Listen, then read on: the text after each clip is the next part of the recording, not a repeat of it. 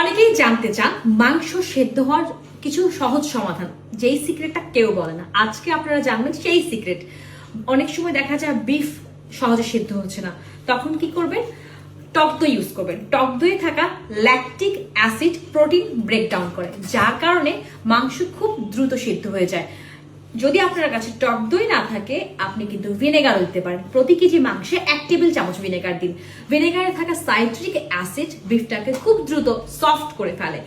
সেই সাথে আপনি দিতে পারেন জিঞ্জার পেস্ট, আদা বাটা, ফ্রেশ আদা বাটা। আদা বাটায় থাকা এনজাইম মাংসটাকে সিদ্ধ করে ফেলে। আর এই 3টা ইনগ্রেডিয়েন্ট যদি আপনি বিফের মধ্যে মিশান, মেরিনেট করেন, এই 3টা ইনগ্রেডিয়েন্ট দিয়ে যদি আপনি বিফ মেরিনেট করেন, 30 minutes marinate good enough time. তো এই সময়টা মেরিনেট করলে বিফটা কিন্তু সুপার সফট হয়ে যাবে।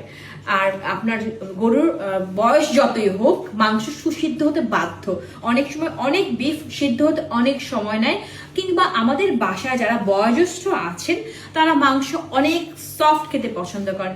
এই 3টা জিনিস দিয়ে আপনি যদি 30 মিনিট ম্যারিনেট করেন, প্রেসার কুকার ছাড়াই একদম হ্যাসেল ফ্রি মাংস আপনি সুসিদ্ধ করতে পারছেন।